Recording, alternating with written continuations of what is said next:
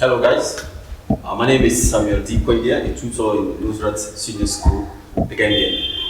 Today I want us to interact with some of the topics that you will be seeing in your exams as you prepare yourself for the November and even the June exam, the West Africa examination. So look at the critical topics that you can come across. Some of these topics are very important, so you must be able to interact with a graph, because you are required to show a picture of what you are going to show. So now, one of the topics that we enhance your understanding about what you are interpreting is pictorial diagrams on quadratic equations. So now, quadratic graphs they belong to the quadratic family, which is x squared bx plus c. These are polynomials and they give you parabolas. Their structures are circles and something like a parabola. So now, the nature of the parabola, that is the curve you're coming to draw, is dependent upon the variable there, that constant a over there. That a, which is the coefficient of x squared, is the one that tells you whether the graph is going to look like an N shape or it's going to be a U shape as it takes the parabola shape. So if the graph is supposed to be this way, or supposed to be this way, you are going to be able to look at it based upon the value of that a. If that a is a number greater than 0, that is positive numbers are numbers greater than 0, you expect a U-shaped graph going to look like this. And if your a is less than 0, that are negative numbers and numbers less than 0, you expect this N-shaped graph. So this is the first thing you have to be able to ascertain from your question. If you look at the question, you see the equation, you must be able to know what the value, identify the value of a, that is the coefficient of x squared. Then it can tell you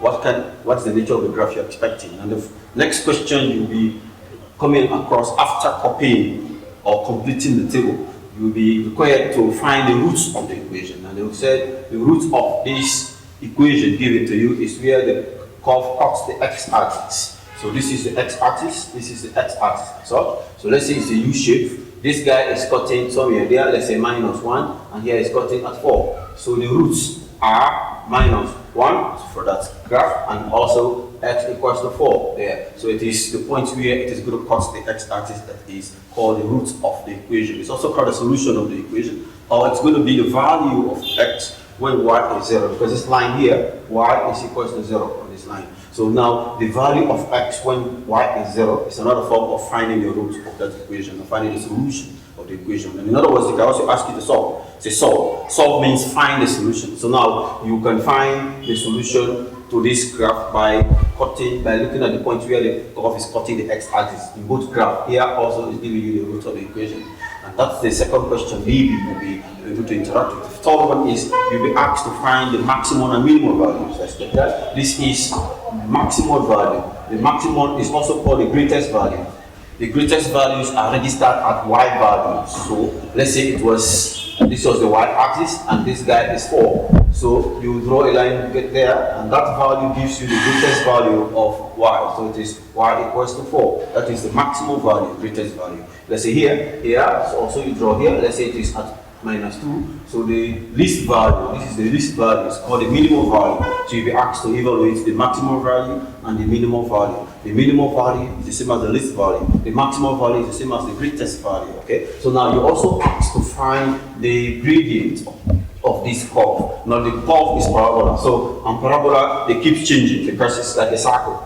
And the circle keeps changing. So if I draw a tangent here, this tangent keeps changing, this one keeps changing. What's a tangent? A tangent is a line drawn on the circle and touching the circle at only one point. So if I'm supposed to show how steep is this graph, that is the gradient, how slopey it is, they have to get a particular point where I can determine how slopey it is. That point is what is determined, is given to you in the question.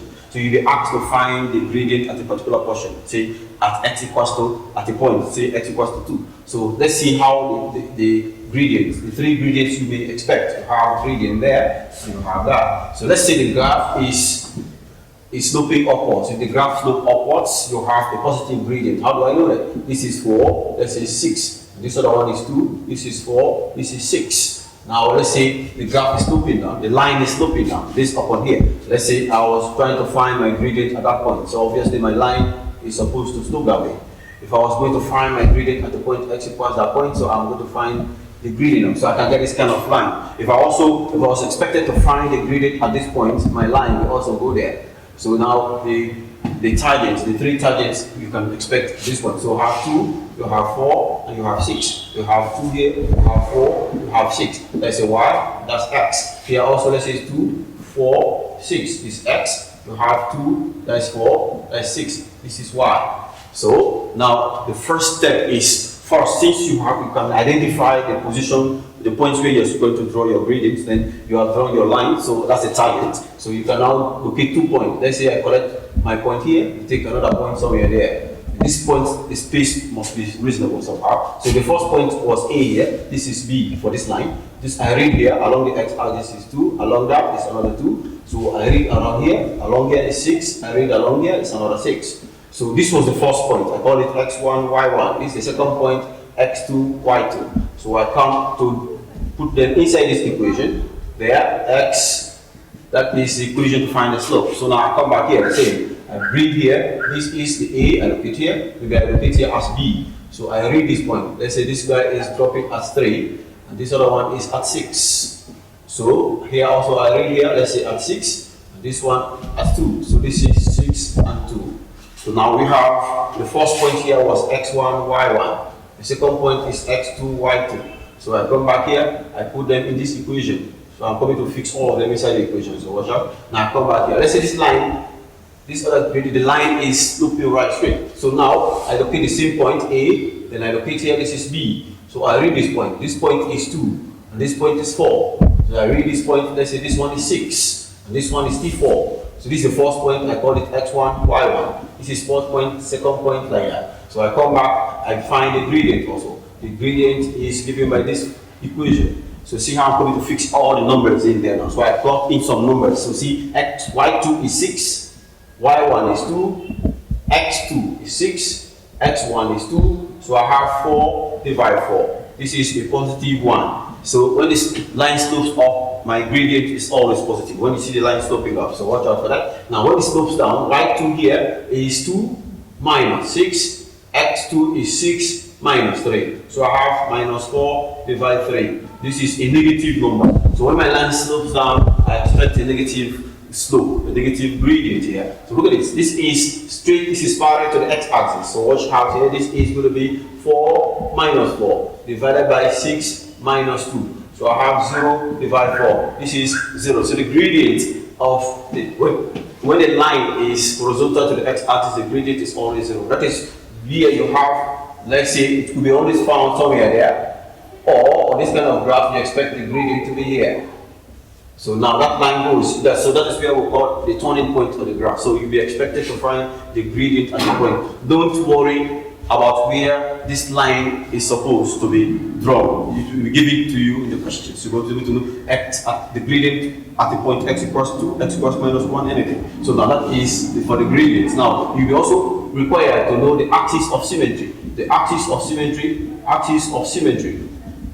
Now symmetry, it's the line that divides the curve into equal half. You can go through that by minus 2a. This can help you out. So since you can locate the value of b there, the value of a, you can also find the axis of symmetry by the equation of the axis of symmetry. It is this that tells you the point where the curve is divided into 2. So this is the axis. Let's say it's passing through number 2 here. So this line is passing through here. So the equation of the axis of symmetry is x equals to 2, and this is the axis of symmetry. So you must be able to know also how to draw the equation of the axis of symmetry. So how to find the roots of the equation. Sometimes you will be required, first of all, to find the root of the equation. To get it fast, I implore you to be able to use this almighty formula and get this equation. So now let's say I want to find the equation, the roots of this equation, 2x squared plus 3x minus 1.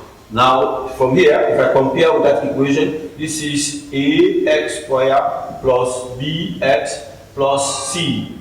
So now it tells me that a is 2 here, and b is 3, and c is minus 1. So if I can put them inside here, the value that I'm going to get 2 answers. Those answers I'm going to get x equals something and x equals something. Those two answers are the roots of the equation. If this was a U-shaped graph, you see that it's going to be this value or this value. It exactly corresponds. If this was 2 and this is 6, you see that this guy becomes 2 and this is 6. This is where this curve is cutting the x-axis. So before you find the root, I implore you first of all to ensure that you use the almighty formula or any form of factorization to be able to identify the factors first. So when you get the factors, those factors are automatically going to be the roots of the equation. A shortcut for you to be able to determine the roots of the equation. So I think, guys, you can now go to the proper work. Let's now take some few examples and see how these concepts I've explained to you relate to your exam. So I'll take a few questions on your the past exams and we'll interact with them. So let's keep on going. I've just written a question for you here, WARS 2003. You have to realize that I've just completed a table for you. In other words, this number was not there. This number was not there too. This one was not there. So the ones that are circled, you have to compute for them. But because of time, I have just decided to give you that. But I'll still show you how I got those numbers over there. So you are asked to copy and complete the table for the relation y equals to 11 minus 2x minus 2x squared. Look at it, you must be able to identify the nature of this graph. The nature of this graph, we said, it depends on the coefficient of x squared. That is the value of a. That's equation. So a is minus 2. So minus 2, you expect an end-shaped graph. Means the graph must be that way. So now you are expected to copy. The first question is to copy the graph. You already know the nature of the graph you expect. So now I'm using 3 methods to copy this, but you choose the one that is reasonable for you. So look at the first. This is y. The equation is y 2x minus 2x squared. I want to figure out for minus 3. So y is equals to 11 minus 2 into minus 3. This is 2 into minus 3 all squared. So I substituted there. That's one method you can use to copy and complete this if you like. This is 11 plus 6 minus 2 into 9. Minus 3 squared is 9. So I have 17 minus 18. This is minus 1.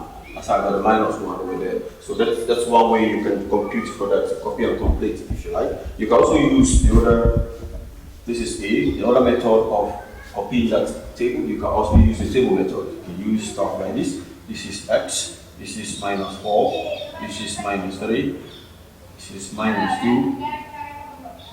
minus 1, and so on.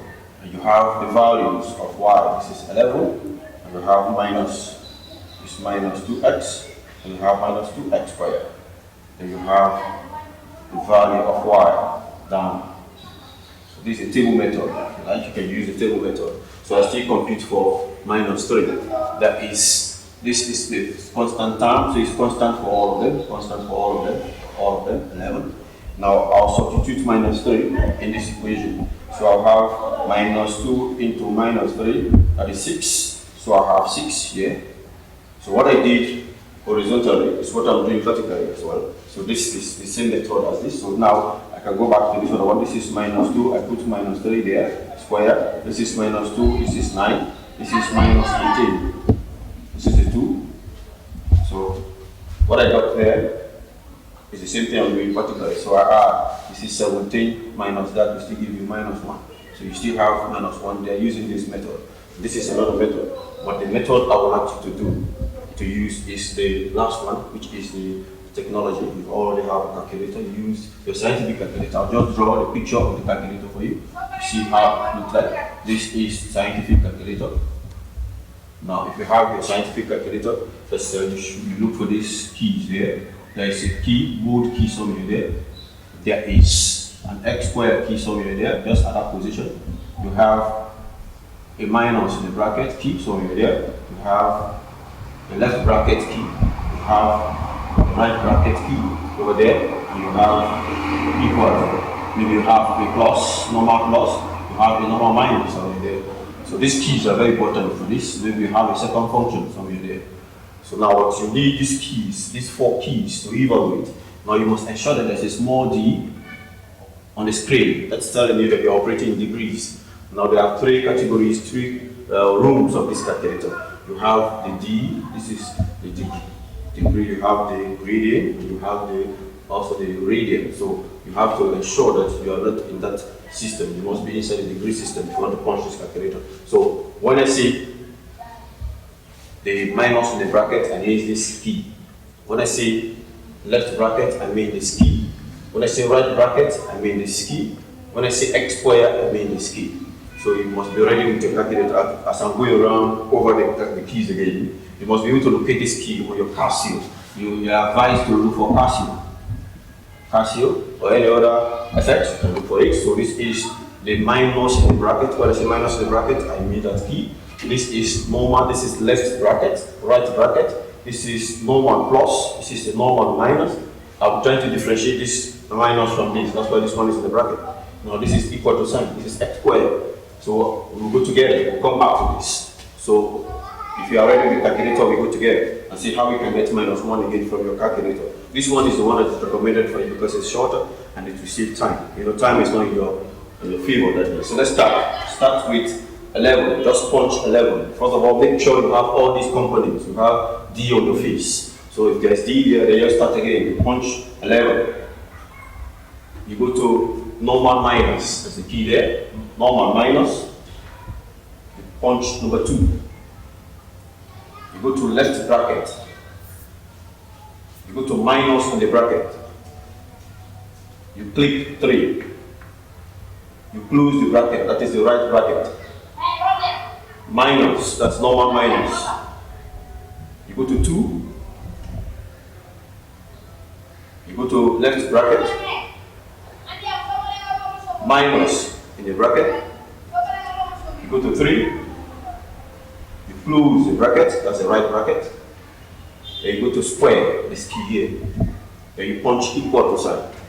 You must have got minus 1. You see, it took like less than 1 minute or so to figure out that. So I recommend that you avoid this and this, and you try and use the calculator and do it faster that way, because there is no mark for filling the mark. The question is copy and complete. They don't want to know how you completed, how you got those numbers. It is what you fix here that's the correct right. So what you do is you make sure that you avoid this and this.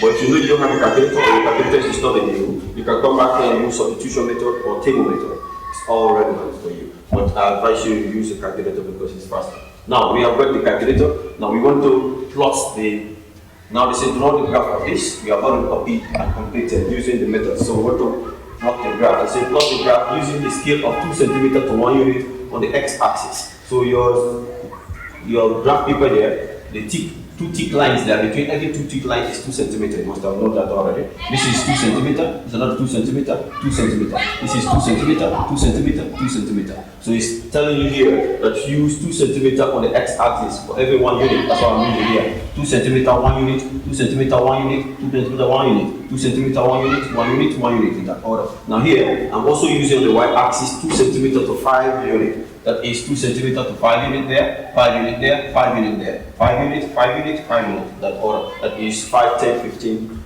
and so on. So now it says then draw that graph. You want to draw the graph. You say you're expecting an N-shaped graph. So if you begin to see a U-shaped graph, it means you made error somewhere. So now what you do is you go minus 4 is minus 13. Minus 4, you go down to minus 13. So you have to. I still want this calculator to be there, so I should look at it there. This is minus 13. Just assuming that's it here. It's minus 4, minus 13. I have minus 3, minus 1. Minus 3, minus 1. So I'll push this one a little bit here. Minus 3 is minus 1. So we're here, minus 1. And I have minus 2 is 7. Minus 2 is, this is 5, 6, 7. Minus 2 is 7. So I put it here. Now I have 11. 11 minus 1 is 11. Minus 1, 11. 11 somewhere there. And 0 is 11 as well. 0 is 11. The 1 is 7. 1 is 7. 1 is 7. This is 6, 7. 7. Then you have 2 is minus 1. 2 is minus 1. So you get that. 2 minus 1. And 3 is minus 13. 3 is minus 13. Minus 13 there. You're not expected to use ruler for this. You are expected to use freehand. You must make sure your hand is inside the curve. So you connect the point with smooth curve, smooth curve, smooth curve, right round, smooth curve, right round, connecting the point.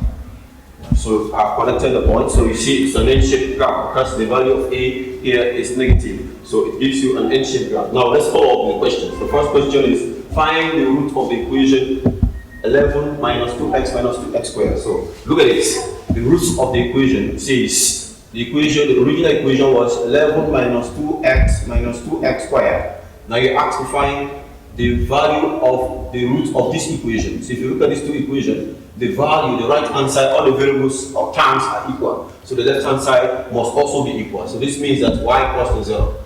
And I told you earlier that we have three names for roots. First is the point where the graph of the x-axis is called the root. It's also called the solution of the graph. And it's also called the value of x for which y is 0. So this one is basically telling you that you find the root of this equation. And the root of this equation is the point where the curve cuts the x-axis. So you can read it from here. This minus 2, this is somewhere here. So I can say it is x equals to minus 2.9. Now here also, it's cutting somewhere here. So I can say also x equals to 1.9. So it's just around here. It's cutting here and here. Now to verify this, you can use your almighty formula, but make sure you don't use it on the graph, on the answer script. You must ensure that you avoid showing it because you're not asked to use the formula to evaluate the roots. But if you want to get this formula, you have to get this equation. You can use this formula. It can help you out to figure out that equation. It's 4 all over 2a. So when you evaluate, you already know from the equation, you have a is minus 2, b is minus 2, and c is 11. When you punch them inside there, you'll find out that x is going to give you minus 2.9 and x is going to give you 1.9. So it's these values are the values here. So, but you're not supposed to use this formula to get that equation. You're supposed to use the graph. So your advice, if you want to get this equation, you want to get it correct, you first of all try and evaluate, use this almighty formula or any other factorization method you know to be able to evaluate the value of x, and the value of x you get here is automatically going to be the value of the root as the answer. So that is for this equation, that's it. So the second one says find the root of the other one. This is C, this is BC. Now I want to go with C1. C1 says find the roots of, so the roots of 3 minus 2x squared equals 0. So if you look at this equation and you compare with the original equation, you can come and try and compare the two with its original equation. This is 2x squared. Now I compare, this is 0. Here there is the constant, here is 3. This is 2x minus 2x squared. So I do simple subtraction. You can have y minus 0 is y. 11 minus that is 8. Minus 2 minus 2, you cancel. Minus 2 minus 2, we cancel. So you have y equals to 8. So you go to that graph and look for y equals 8. Y equals 8, you read that stuff. There this was 7. This is, let's say, 8. 8 somewhere here. This is 9. So y equals 8, that's 8. So you draw your line through and touch this graph there. Go through to touch that graph somewhere there. Where you touch the graph, you drop down and read that value. Where you drop, you also drop down and read this value. This value gives you the root of this equation. So I go over that again. You must first of all try to compare the equation given to you with the equation of the graph. So that's the comparison here. And I found out that there's a difference of y equals to 8. So I locate y equals to 8 on the y-axis and use a ruler to draw a line through y equals to 8 and touch the graph. Where you touch this, the curve here, you go down vertically and touch these figures here. There are figures, these arrows go to touch here, this figure here, these two figures give the root of that equation. That's how you get the root of the equation, basically. So now I have done that stuff here. I want to try the axis of symmetry. So as much as you can locate A and B, then the axis of symmetry, you can find it. You now know that A was this, A was that. So this axis of symmetry rule, that is number 2. This is 2. This minus b all over 2a. This is minus the b, you say it's minus 2. This is minus 2 already. This is 2 into the a is also minus 2. So you can have 2. This is minus times minus. That's it. This is minus. This is minus. Minus that is minus 4. So you have minus 1 over 2. This is minus 0.5. So if you look for minus 0.5, that's the middle. This is over here. This is minus 0.5. Minus 0.5 is where the graph cuts into middle, into 2. So that is the axis of symmetry. The equation of the axis of symmetry is x equals to minus 0.0. That is this answer here. Now you can also find another way of getting that equation. Later I'll show you. Now we have the next one there is to find the gradients. I'll find the gradient at the point x equals 1. So it's telling you to find the gradient at the point x equals 1.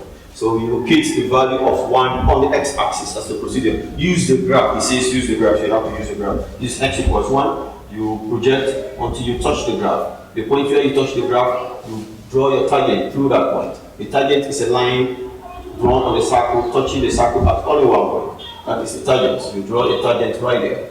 Now on that tangent, you try and repeat. You remember the 3 equations, the 3 lines I gave you. I gave you the line was going sloping that way, the line was up sloping down, and there is another line that is going that way. So you can see that A was this and B was this. This was C. So looking at the 3, you see that it is B that is depicted there. So you come up to pick and paste what you did for B, how you use B, diagram B to find your gradient. First, I located 2 points. So let's say I locate 2 points over here. I located A somewhere there, and I drop down until I located another point over here. Let's say B. So now you can see that the A and B are reasonable. They are very much reasonable. So I can read those points there. Now I read these points. Let's say here, this is 11. Let's say this is 12. Here, I go down here, read. This is somewhere like 0.3. This in the middle, 0.5. Let's say 0.3 somewhere there. So I can read here 0.3, 12. I have already that place. This is 12 there, 0.3. Reasonable. That is A, right, for you. I'm not using graph paper, understand that. So when you use your graph paper, you see you have a correct value there. I'm just trying to speculate so that you understand properly. So here we have B. I can read here. This is 3. Then I read here. Let's assume it's minus 4. Minus 4. So we are there. So this is our x2, y2. So I come back. So gradients. The gradients is going to be, we said, is m equals to y2, y1. That is x2, x1. So I'll come back and, okay, this was x1, y1. This x2, y2. So in the first place, I'm expecting a negative value there, according to my explanation before. So I have y2. Y2 is minus 4, Y1 is 12, X2 is 3, X1 is 0.3. Now let's say I have minus 16. This is minus 16 and divide by, this is 2.7. 2.7, this one will give you something like minus 5 point something. Let's say 5.6 or approximately minus 6.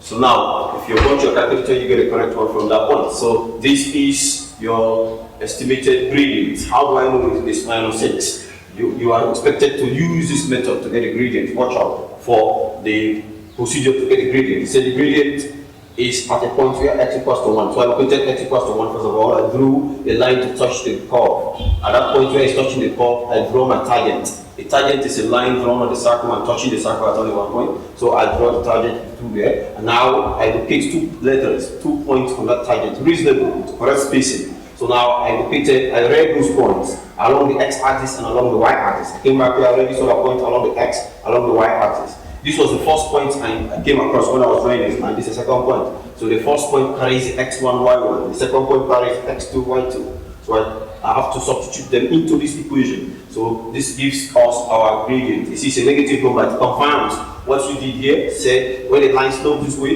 you expect a negative gradient. So now there's another way you can find that gradient. If you are comfortable with the dy dx approach, that is the differential coefficient, you can also find, you know, that for every function, let's say I have a function of x, y equals to ax to the power n. If I want to find the differential coefficient, the differential coefficient is the same as finding the gradient, because it's telling you that d means, this one means change in y, change in x. It's the same as this. I'm changing from y1 to y2, I'm changing from x1 to x2. So this equation is the same as this. It's telling you dy dx. Dy dx here is equals to, now it is based upon that n, the n will drop and the same n will reduce by 1. So that's the formula for the differential coefficient. So if I want to use this technique inside the equation, I perform that equation once more. My equation is y equals to 11 minus 2x minus 2x squared. So if I want to find the dy dx of this, it is going to be the differential coefficient for a constant is always 0, you know that already.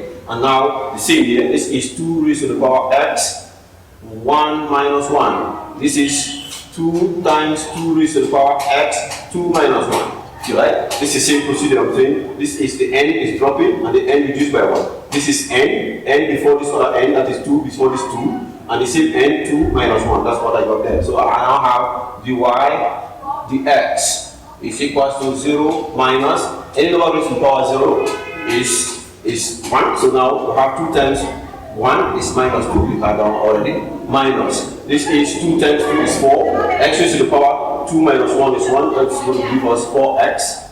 So my differential equation, first of all, is x minus 2 minus 4x. So that's the differential equation. So if I can establish the differential equation, now the differential equation now gives you a variable for, it has as a variable inside x. So that variable x is what was given the question. Say find the gradient at the point x equals 1. So you come and substitute x equals 1. So you have minus 2. Minus 4 into anywhere you see x equals, that's 1 there, that is 1. So now if I can bring back my equation, I will now have dy dx is equals to minus 2 minus 4. So dy dx is equals to minus 6, which is the same as this gradient. So it tells you that if I can find the gradients using this approach, the differential coefficient approach, then I'll be able to confirm my answer. That they don't use this procedure because this procedure is just to confirm your answer here. What you do is you use the graph, go through the graph, go through the procedure, draw the target, locate the point, collect the coordinate, fix them inside this equation and get the value here. Don't use this procedure, it's just to check up your answer. So now I've done the gradient, so I can find the greatest value of, like this equation can also help you to find the greatest value. The greatest value of x, from here I can take it, the greatest value of y, I can take it from here. So now, if I want to find the greatest value from here, that is the maximum value. Some people will be thinking that it's going to be on the table. The question did not say, they say use your graph. Use your graph, or is to use your graph to find the greatest value, not any other technique. But for you to get that greatest value, it is actually really Karabash's form. I'll just show you a procedure how to get the greatest value. That's it. So that if that is the graph, like in this case, we are going to locate the turning point of that graph. And you draw a line to touch. That value on the y-axis where this line is going to touch is the greatest value. That answers this question. So what you do is, you are going to take your ruler and you draw somewhere there. If you touch here, you find out that it is in the middle. This is 12, this is 11, and this is 11. So I can say y equals to 11.5, just in the middle. So my greatest value would be y equals to 11.5. So now, if you want to verify that, you can use that equation to verify. You will not say that dy dx was 2 was minus 2 minus 2 minus 4x. That's my differential equation. So I want to find the greatest value. At the greatest value is where the graph is going to turn. And when the graph turns that place, the dy dx of that guy is always going to be 0. So this component becomes 0 at that point where the graph is going to turn. So that point is 0. We have minus 2 minus 4x. So now if I have that, I can now transpose. So I have 4x is equals to minus 2. So this by 4, this guy by 4, this goes to x equals to minus half. So minus half is the value of x where the graph is going to turn. So now I can find the value of y where that graph is going to turn. So I'll substitute this x equals minus half into the general equation there. So when I substitute that equation, it gives you the value of y at that point. That is the turning point. In other words, that is the maximum point. So I fix it right in there. If you put it right here, you will have 11 y equals to 11 minus 2 into minus half. Then you have minus 2 into minus half all squared. If you check that, you have this boy and this boy will go. So I have, that's a minus, minus. This is 11. Then you have plus 1. That's minus times minus that. Then you have, this boy is minus 2 into 1 over 4. This is minus half square is 1 over 4. This guy goes here, this minus half. So you have 12 minus half. So this is half. So if I can drop this one here a little bit, this is there. So if you see, this entire has minus half. So you can now see that it's level and half. So this is the greatest value. So if you can use this technique to get the greatest value, then it is easier for you to come and locate it from here, from the graph. So you can locate it from the graph here. But what you do here is not relevant, because you are not supposed to use that technique. You are supposed to read it from the graph. It's just to help you confirm that your greatest value is 11.5. So that is how we can conclude this equation. So watch out for how I will just go through what I did just now. I said you must be able to identify first of all the value, the nature of the graph. That's the first thing you do on the graph. You must be able to look at it and see the nature of the graph. If A is a positive number, you expect a U-shaped graph. If A is a negative number, you expect an N-shaped graph. And you must be able to copy and complete the graph using those techniques. Whatever you do here does not give you any mark, because the question says copy and complete. They do not tell you to show the method you're going to use to copy and complete.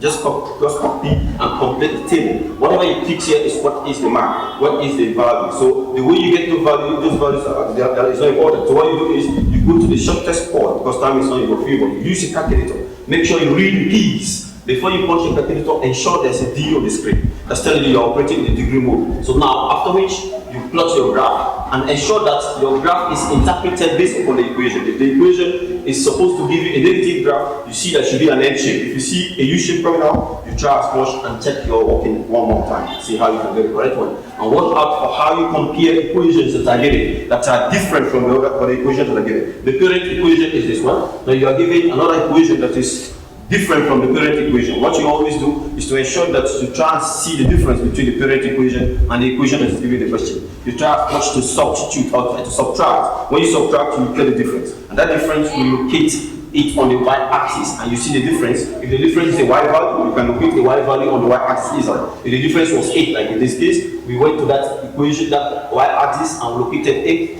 8, you draw a line there, that gives you a mark. If you draw a line there, it's a method mark. You are showing the method of how you are getting that route. You have to draw this line to touch the curve, and then you draw it vertically to touch the x-axis. If these lines are not there, no mark for that, because you have not shown the method you are using to get the root of that equation. So after which, you now come to find the gradient. We said you have to evaluate using the gradient. You always use the formula. That is what the question is telling you. So you use the formula to evaluate the gradient. That is the increase in y divided by the increase in x. Increase in y means change in x, change in y. So x can change. This graph, this line is sloping along the x and the y. So it's going to be a variant based upon this equation and the line. So the line will give you the nature. I'll give you the expected value. If the line slopes upward, you expect a positive value. Slope downwards to a negative value, and if it's flat, it's horizontal to the x-axis, it's always 0. So you know that already. Now, these are all ways for you to get